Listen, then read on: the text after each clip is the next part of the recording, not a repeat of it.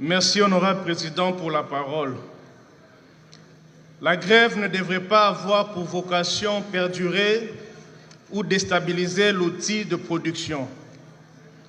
Honorable président, honorable membre du bureau, honorables députés et chers collègues, avant tout propos, permettez-moi de témoigner ma gratitude à notre bureau pour la programmation de cette proposition de loi pour un débat général à la présente plénière. Gratitude parce que déposée le 8 novembre 2019, la présente initiative parlementaire a reçu tour à tour les avis et considérations de notre bureau d'études et ceux du gouvernement de la République depuis mai 2020, mais n'a jamais été aligné. Il nous aura donc fallu patienter 4 années pour voir cette initiative qui touche au social de notre population être finalement alignée au soir de la législature. Vaut mieux tard que jamais, dit-on. Honorable président, honorable membre du bureau, honorables députés et chers collègues, l'article 39 de notre Constitution stipule, je cite, « Le droit de grève est reconnu et garanti, point. Il s'exerce dans les conditions fixées par la loi qui peut en interdire ou en limiter l'exercice dans les domaines de la défense nationale et de la sécurité ou pour toute activité ou tout service public d'intérêt vital pour la nation. » Fin de citation. Il va sans dire que notre Constitution reconnaît clairement et garantit ce droit fondamental. Elle attribue en outre les modalités de son exercice et ses possibles limitations au domaine de la loi. C'est le sens de l'alinéa 8 de l'article 123 de la même Constitution qui stipule, je cite encore, « Sans préjudice des autres dispositions de la présente Constitution, la loi détermine les principes fondamentaux concernant le droit de grève. » Fin de citation.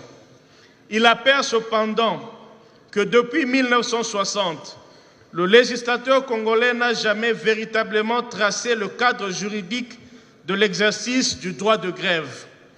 Le cadre législatif de notre initiative parlementaire ainsi plantée, il nous revient à présent d'en donner l'économie.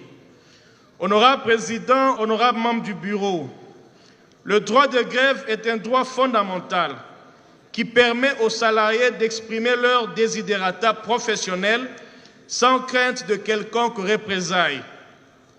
Mais comme tout droit, il est susceptible d'abus. Il en est des grèves à objectif purement politique, celles qui portent une atteinte excessive à la continuité du service public. Autant l'abus peut être réservé dans le chef des travailleurs ou salariés, autant il peut en être le cas dans la réaction de l'employeur vis-à-vis de cet exercice pourtant légitime. Une grève sauvage, inappropriée et malencontreusement menée peut avoir des conséquences dangereuses et regrettables non seulement pour l'employeur, mais également pour le travailleur qui en est l'auteur. En effet, une grève démesurée peut arriver à détruire l'outil de production ou à conduire l'entreprise à une faillite et ainsi créer le chômage. Combien d'abus n'avons-nous pas enregistrés dans notre société? Des mouvements de grève pour des revendications sociales non respectueuses de la procédure, qui du reste n'est pas clairement déclinée, des meetings populaires tenus dans l'enceinte des entreprises, empêchant ceux qui ne veulent pas s'y associer de travailler, des démobilisations forcées des travailleurs pour pousser et manifester avec des cercueils et croix en signe de menaces de mort contre la partie adverse, que des spectacles désolants. Autant je comprends la colère justifiée et légitime des travailleurs devant le mépris de leurs droits et autres avantages professionnels, autant je comprends la cruauté exprimée lors d'un mouvement de grève mené par les médecins face à l'insensibilité de l'État, son employeur, vis-à-vis de sa situation sociale dégradante du jour au jour. Autant il en est de l'impérieuse nécessité de réglementer ce droit pour créer un équilibre une justice et une protection de tous. Les employeurs, de leur part, s'adonnent parfois avec cynisme à des mutations punitives, intempestives et injustifiées à l'égard des meneurs de grève. Ils procèdent parfois à des arrestations arbitraires, à des licenciements avec ou sans préavis des agents qu'ils considèrent comme trouble faits. Cette situation a envenimé pendant longtemps le climat social au sein des entreprises et de la fonction publique. Il est temps de la réguler. C'est le sens de la présente proposition de loi. Honorable Président, honorable membre du Bureau, 63 ans après l'accession de notre pays à l'indépendance, seuls 2 arrêtés des ministres ayant le travail et la prévoyance dans leurs attributions ont tenté de donner un esquisse de contenu aux modalités pratiques de l'exercice du droit de grève, ce droit fondamental. Il s'agit entre autres de l'arrêté numéro 12 Cap-Mines du 26 octobre 2005 fixant les droits des parties pendant la suspension du contrat de travail. C'était l'œuvre de notre collègue honorable Balama Genkolo, à l'époque ministre, et aussi l'arrêté ministériel du 8 août 2008 portant fixation des droits et obligations des employeurs et des travailleurs partis à un conflit collectif de travail, l'œuvre de notre collègue Marie-Ange Lucana Moufankole, à l'époque ministre.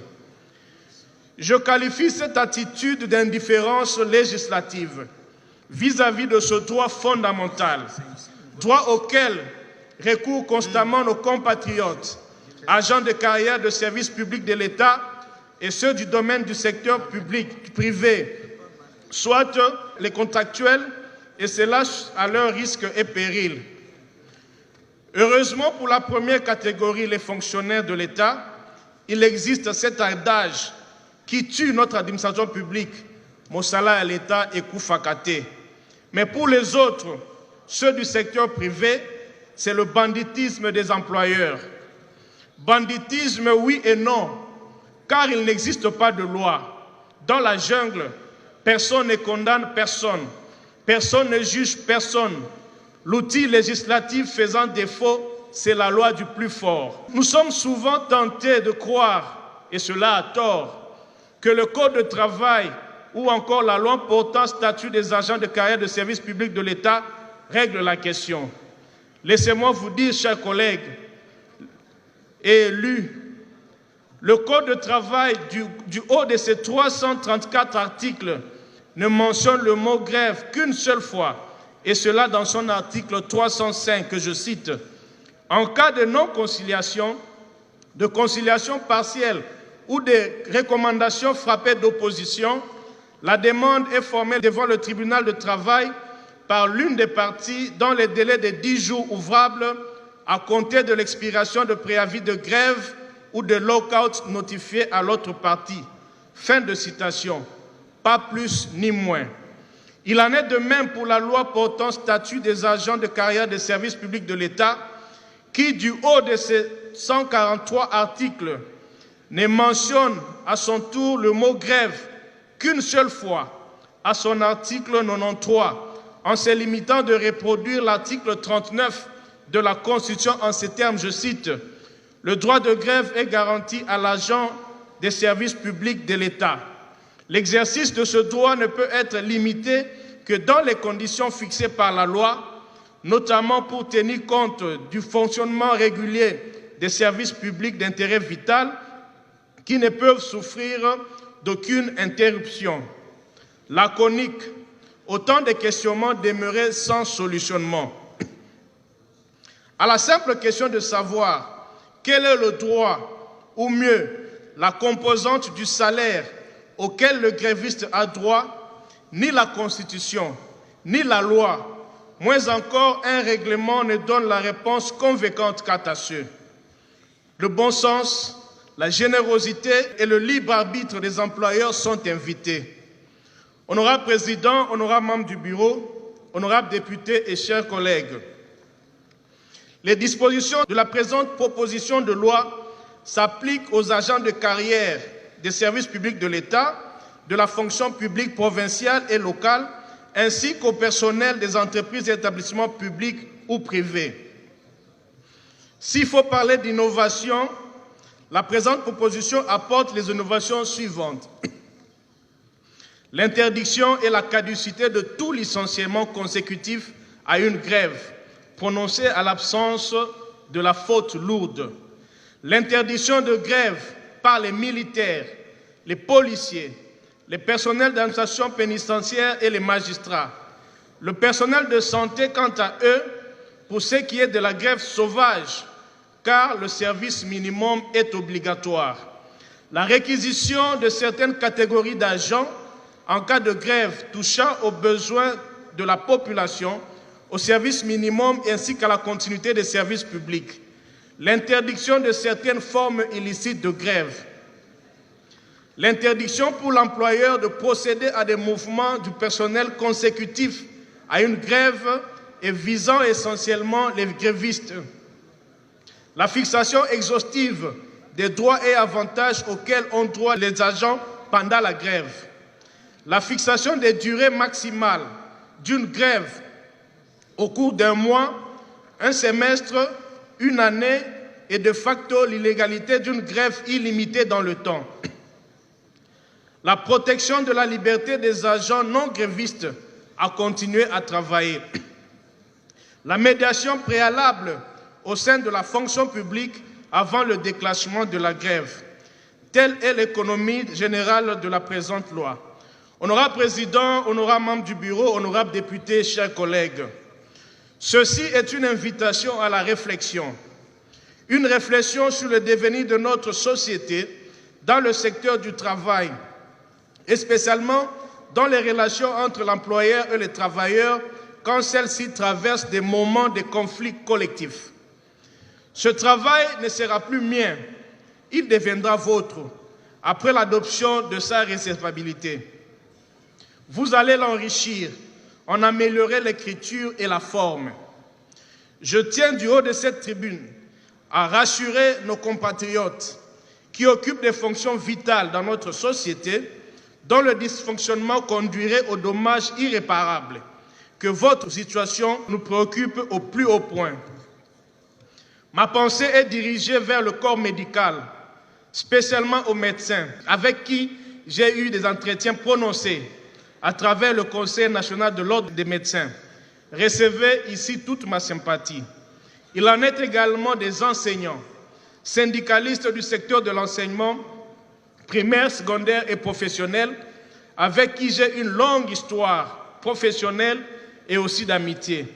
Honorable Président, honorable membre du bureau et chers collègues, je vous saurai gré de recevoir cette invitation à la réflexion en déclarant cette proposition de loi recevable. Nous vous remercions pour votre attention. Nous avons dit. Nous vous remercions, chers collègues. Honorables députés, chers collègues, vous venez de suivre attentivement l'exposé de l'auteur de la proposition de loi qu'après cette brillante exposé, Honorable Guy Maffuta, auteur de la proposition de loi sur le droit de grève, l'Assemblée nationale apprécie votre brillante présentation de l'économie de cette proposition. Nous vous disons merci. Vous avez honoré une fois de plus notre Chambre, comme d'autres collègues présents et absents dans la salle l'ont fait. Merci, chers collègues, pour avoir présenté cette proposition afin de combler le vide juridique qui date de l'indépendance jusqu'à ce jour. Ça signifie que nous avons eu droit à cette discussion parce qu'il existe un état de droit dans ce pays où on n'interdit même pas les manifestations garanties par la Constitution. Chers collègues, par les brillantes réponses de notre collègue Guy Mafuta, les débats généraux sur la proposition de loi sous examen est clos. À présent, nous pouvons nous prononcer quant à sa recevabilité. Qui sont pour? Merci, collègues. Qui sont contre? Merci. Hakuna muntu d'ailleurs. Qui s'abstiennent? Hakuna. Merci, chers collègues. Au vu du résultat des votes, l'Assemblée plénière déclare recevable la proposition de loi déterminant les principes fondamentaux relatifs à l'exercice de droit de grève.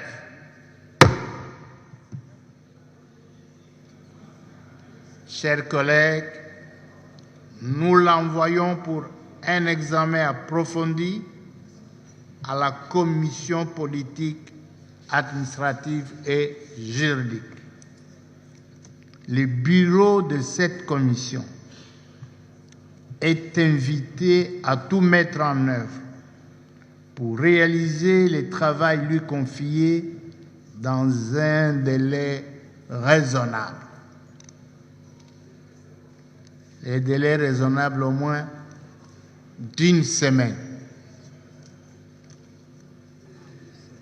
Ou tout au plus 10 jours.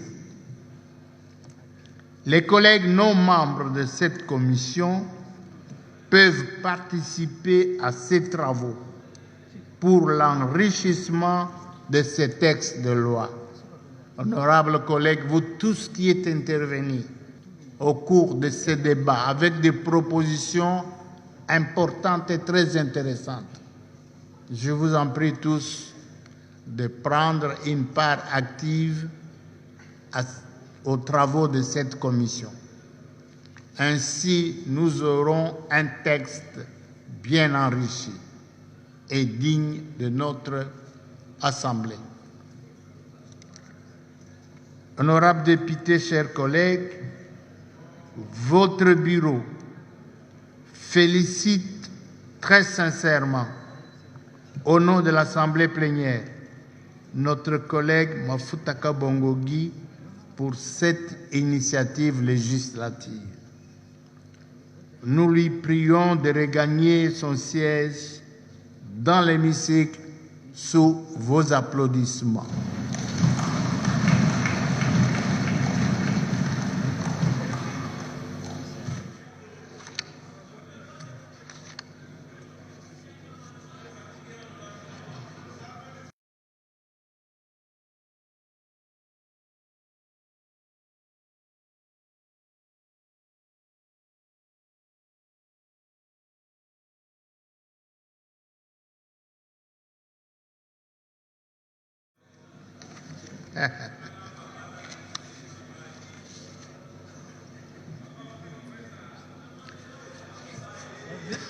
Hervé.